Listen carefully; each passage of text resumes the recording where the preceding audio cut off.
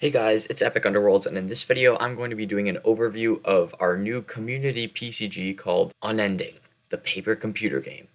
So this is basically a game that we are creating that will practically never end. We hope to have it be the biggest PCG ever. We're hoping this will never end and be like the biggest one ever. So far we have like about 29 screens done. They're kind of split up into parts, and basically the rules are anyone can create part of the game. It can be as many screens as they want.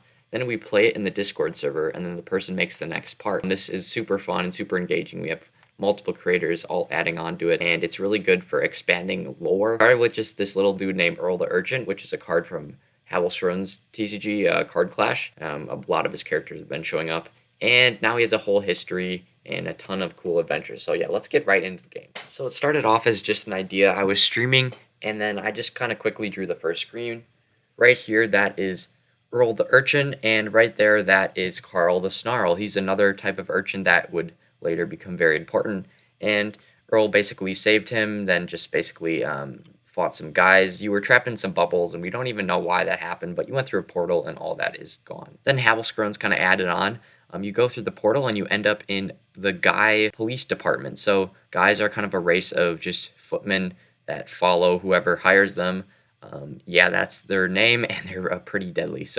But they are kind of easy to take out. So Earl easily takes them out, gets a fake passport, and goes on to Urchin Town. But not before stealing a mysterious pencil in a case. We have no idea what the pencil is for. It's still in our inventory screens, and we haven't really made too much use of it yet. After that, you get to a gas station, and in the gas station, you got to fight a bunch of guys, and you're on the news. We're guessing this takes place on Earth. So you're on the news for breaking in and killing all these guys. So yeah, you kind of got to play it out that you're not that guy. But you end up getting caught, and the police are chasing you, and you got to take that car out. This was a pretty fun puzzle. I think I used like my caution tape to like swing around that mountain and use like some other items in my inventory. You can do some really crazy solutions in this game.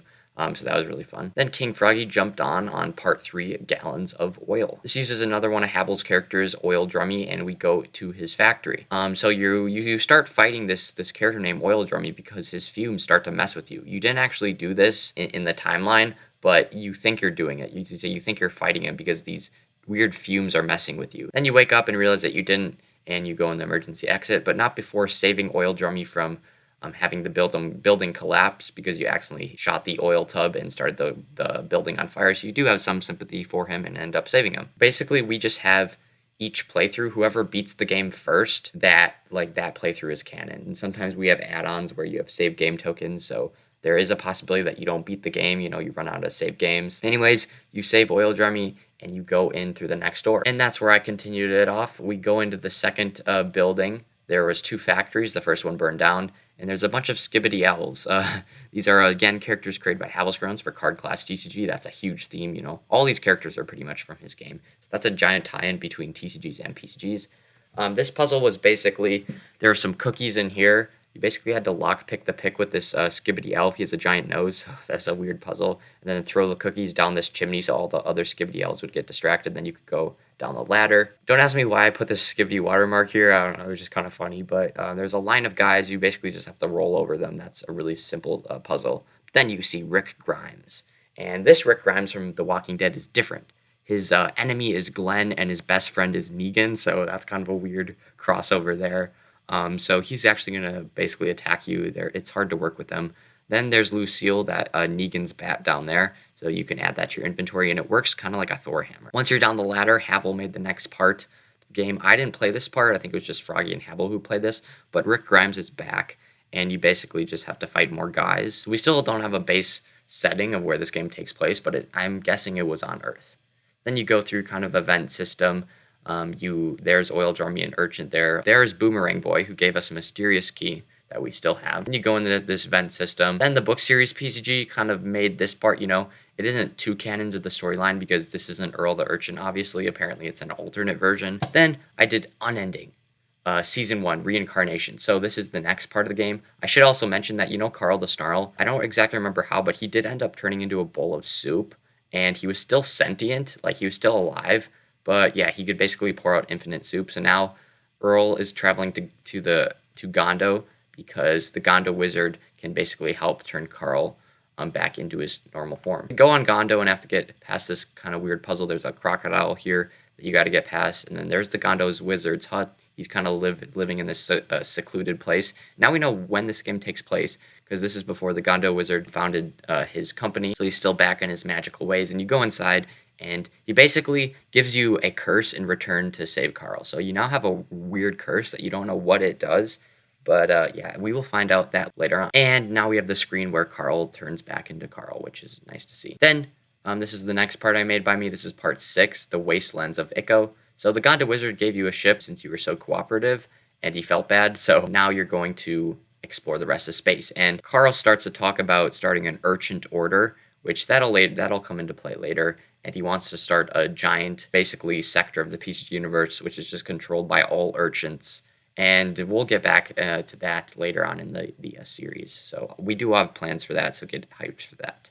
So yeah, I thought this was a kind of a cool ship design. But you're running low on fuel, and the only planet close to you is Ico. So you land here. I know it's kind of hard to see. These two things are statues of giant Drave head. If you don't know who the Drave are, they're basically a colony from Gondo who basically moved to Ico and took over, and now they're kind of the ruling faction on that planet. So you land here. When King Froggy played, there's this outpost here with a friendly Drave dude that you can talk to. He ended up ignoring him and just going to this little house down here, which leads to the catacombs of the Drave Empire. So this screen's a little confusing. First, this is just a mount of a shankfish. That's not really important. But here is King Dave. Now, we know Dave the Drave from King Froggy's PCG, Dave the Drave. And he was kind of being hunted in that game. And now we know why, because he's the harsh dictator, and he basically forces all these guys out. Like, he doesn't welcome them into his catacombs. So Earl and his crew kind of forces them their way in. There's a mythical weapon that King Froggy never ended up getting, but it would have helped throughout the rest of the series. There's a Drave pterodactyl. There's a squid that you can give to this fisherman dude named Hashish. It's a pretty funny character that was created a while ago.